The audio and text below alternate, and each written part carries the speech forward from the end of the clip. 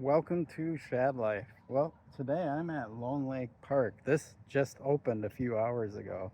So this is that time of year we get super excited because the trails are starting to open up. And there's a few other trails in the metro, but this is the closest one to me that opened up. So I thought, well, I'm gonna rush over here and ride it. And I'm gonna take my NORCO Fluid, and I'm doing POV only. I know some of you hate that, but I want to try this Max 2.0 lens. I actually bought it a while ago, and I think I've only used it once or twice, and I'm actually going to put it on that horizon lock mode and see how that works, and just see if the footage is a little cooler or better with this, and just, yeah, hit the trail, have some fun. I'm just noticing now there's an Equinox EV over there which uses the same battery technology as this, the Ultium, so that's kind of cool to see. All right, let's hit the trail. Well, this is where I gotta get my climbing on, because funny, XL Energy mountain bike park doesn't have much climbing at all, so I have to break myself in here. It's exactly what it feels like I'm breaking myself in. Whew. Yeah, I need to take it back a notch or two.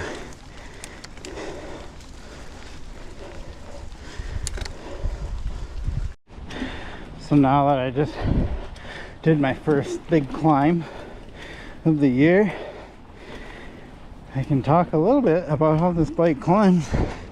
It seems pretty planted. It's active, but it doesn't feel like it's robbing tons of power, which is kind of nice. So a really good trail bike platform, because trail bike's supposed to be a good all-around bike, and you want it to climb good. So it does pretty good. This is where we're gonna see what that horizon lock does, right? Ooh, a little soft.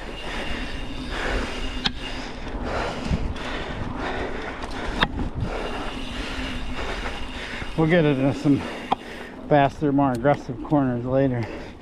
I'll make sure I turn the GoPro on and you can see how the horizon lock looks. Thing with the horizon lock, and this is kind of where the Max 2.0 helped, is it has to crop in the image so the edges don't show when it tilts. So it actually crops in, and with the 2.0 Max lens you get that wider field of view, talking and not shredding.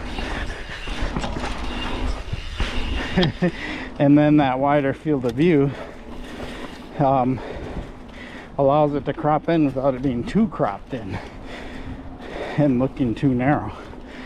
And I haven't looked at the footage yet, obviously, because I'm here riding and filming, but I'm hoping it's kind of a cool effect.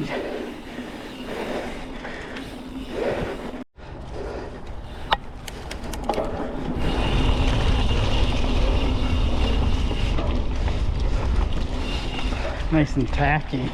Usually I have to worry about that corner because it's loose at the bottom, but not today. Nice and tacky.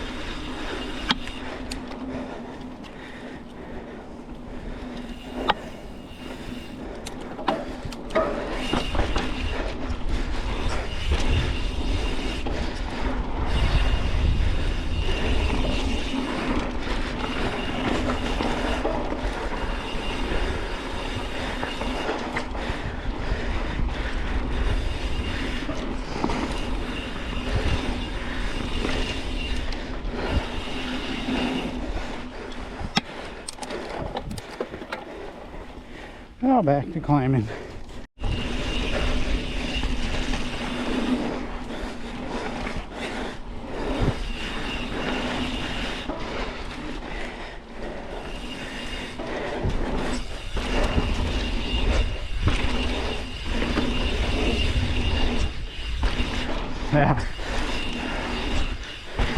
Yeah, I like this bike for that kind of stuff because it just likes to pop. It's so fun, so playful.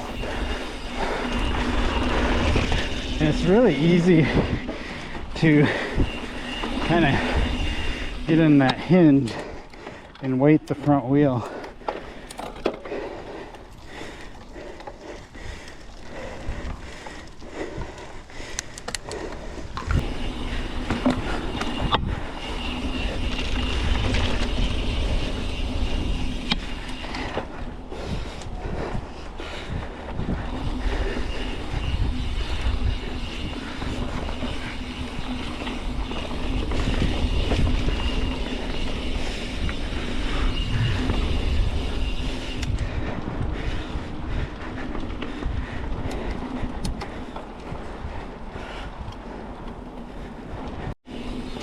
I'm actually not feeling all that terrible with how much climbing there is. So some of the Zwifting and getting out some early riding, even though it wasn't as hilly as this trail, any riding helps your conditioning.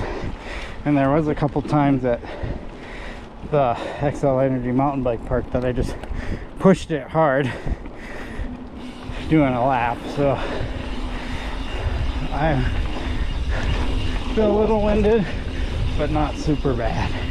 This part's, it's a little fun up here.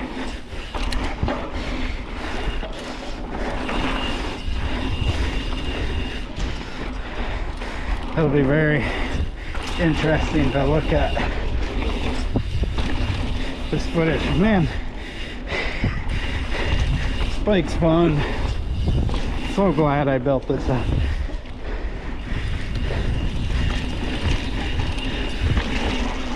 Oh, I overcooked that turn a little bit. Bad line through there.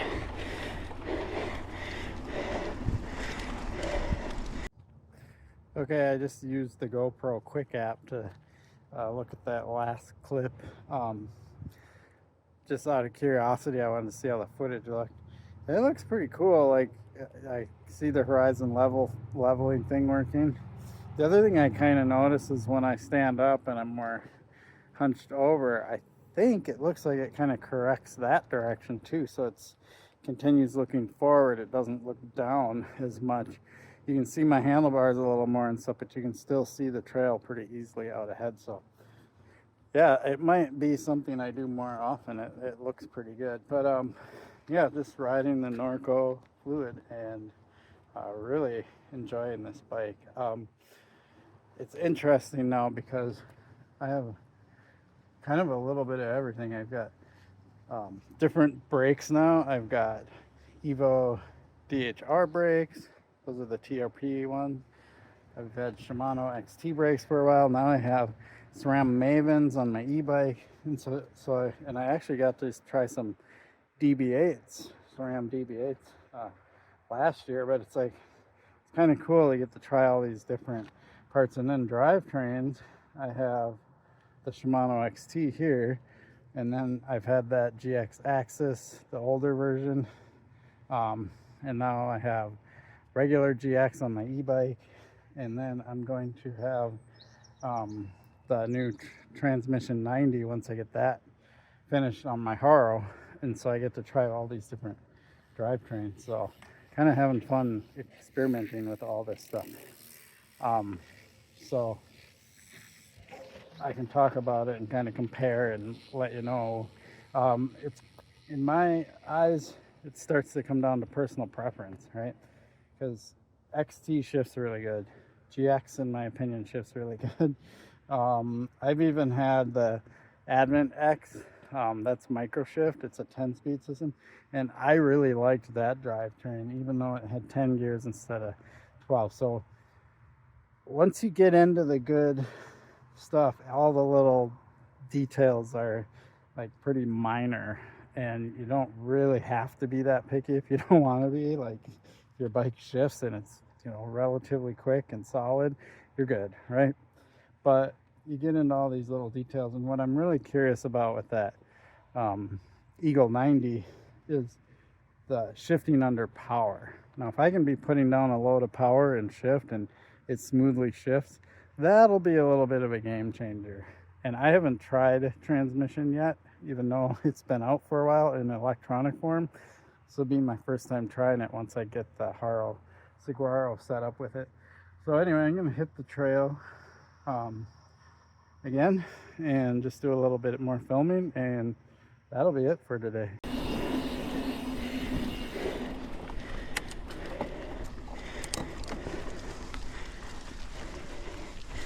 One thing about riding that I want to talk about is you can just ride at your own pace. There's no one saying you have to like hammer super hard, get fast times, all that stuff. You can just cruise along at your own pace, take your time, enjoy the outdoors. You get a lot of people riding that are just fixated on going as fast and as hard as they can, and I get that, you know, and there's times when I like doing that, but for the most part, I talked about this in older videos and I haven't talked about it in a while, but I generally ride at like 60 to 70% of my capacity most of the time, right? Like there'll be times when I push it a little bit harder and ride at like 80%. It's rare that I just push 100% of my effort through a ride. If I'm racing or doing something like that, which I don't do much of anymore, I do that, but now I just like to get out and ride and enjoy it. Sometimes I tell people I'm just too old for that nonsense. But I know older people that still push really hard, so that's kind of a BS answer. But you know, if you're out riding, make sure you're enjoying it and that you're not just like pushing yourself and getting frustrated with yourself because you're not able to accomplish this, accomplish that, or ride as fast as someone else. You know,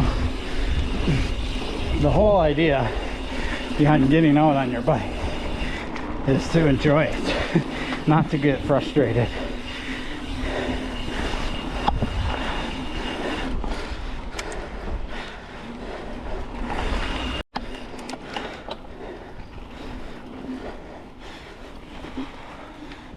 A little bit of a climb, but there's this kind of fun section right here. This little thing. It's small, but it's just kind of fun to flick off of it.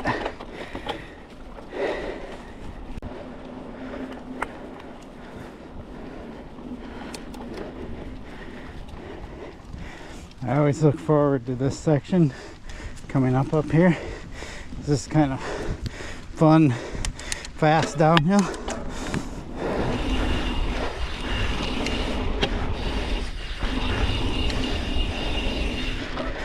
Get to see how this bike performs. Yeah, just come off of their level, do a little push forward. Woo! Two-wheel drift.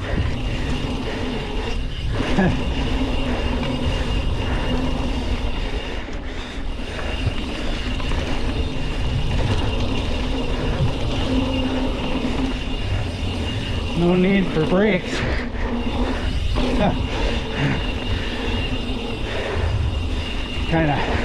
You gotta kind of scrub these rollers because you don't really want to launch to flat.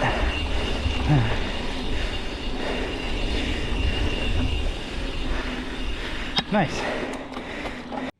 Well, that was a fun ride. Really liking this bike. And yes, for those of you wondering, I like this a lot more than the Canyon, so I'm probably just going to give the Canyon to somebody and make it their project, because I've had a few people ask, so I think I'm going to go that route. And I'm just going to ride this bike, and I've got plenty of bikes, I don't need more. So there you have it. Appreciate your support for my channel. Please like and subscribe. Peace.